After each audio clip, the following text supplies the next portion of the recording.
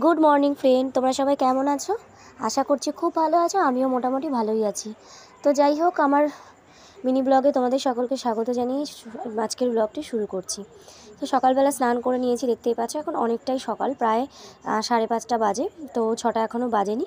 তো title thumbnail দেখে তোমরা তো বুঝতেই পারছো যে আজকে কী বিষয় ভিডিওটি হচ্ছে। তো আজকে আমাদের বাড়ি 2024-এর লক্ষ্মী পুজো, ভাদ্র মাসের। তো সেই পুজোটা আর কি আজকে হবে।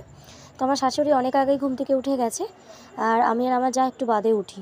তো যাই হোক, ঘুম থেকে উঠেই স্নান করে নিয়েছি, স্নান করে একটু ফ্রেশ হয়ে নিয়েছি। ভেবেছিলাম শাড়ি পরবো, তো ভীষণ পরিমাণে গরম লাগছে, তো যে কারণে শাড়ি পরতে ইচ্ছে করলো না, তাই জন্য পরলাম না। তাছাড়া আমি শাড়ি পরতে একটু আমার সময় লাগে, একটু লেট হয়, কারণ একা একা কুচি ধরে আমি শাড়ি পরাটা আমার কাছে সত্যি কথা বলতে অনেকটাই কঠিন মনে হয়।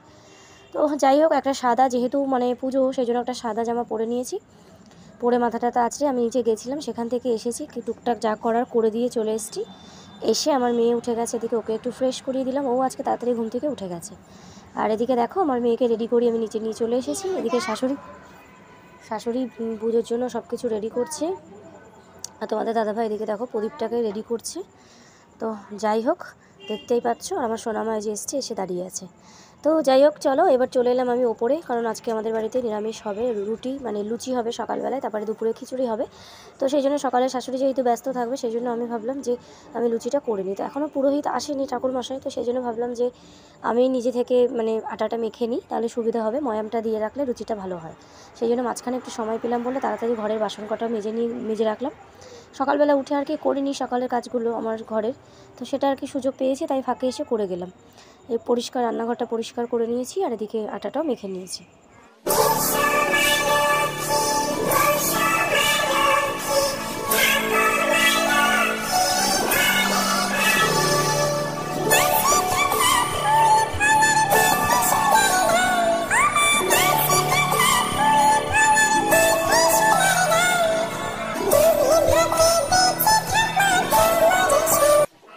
তো যাই হোক, পুজো শেষ হয়ে গেছে। পুজোর ভিডিওটা পুরো লাস্ট অবধি দেখাতে পারলাম না, কারণ আমার ভিডিও ধরার মতো কেউ নেই, ক্যামেরা ধরার মতো। আর আমি একটু কাজে ব্যস্ত ছিলাম, বুঝতেই পারছো, বাড়ির বউ যেখানে সবসময় ফোন নিয়ে ঘোরাফেরা করাটা তো ঠিক দেখায় না। তো যাই হোক, চলে এসেছি আমি ওপরে। এদিকে আমার মেয়ের জন্য একটু ভাত করছি, কারণ আমার মেয়ে তো খিচুড়ি খায় না, তোর জন্য একটু সয়াবিন, ভাত, ডাল এগুলো বানাচ্ছি। আর এদিকে দেখো, চলে এসেছি একদম বিকেলবেলা। তো এখন আমার মেয়েকে দুধ খাওয়াবো, সেই জন্য দুধটা ফুটিয়ে নিলাম। আর নিচের ঘরে চা করেছি, শাশুড়ি বসিয়ে দিয়েছিল অলরেডি, তো সেই জন্য আমি নিচে চাটা করে এসেছি। আর এদিকে ওপরে এসে মেয়ের জন্য দুধটাকে গরম করছি। তো যাই হোক, এবার চলে এলাম, আটা মাখতে হবে, আটাতেই আটা ভরে নিয়ে এসেছি ড্রামটার মধ্যে। আর এদিকে আমি রান্নাঘরটা পরিষ্কার করে নিয়েছি, বাসন কুসন যা যা মাজা ছিল সেগুলোকে কমপ্লিট করেছি, মেজে নিয়েছি।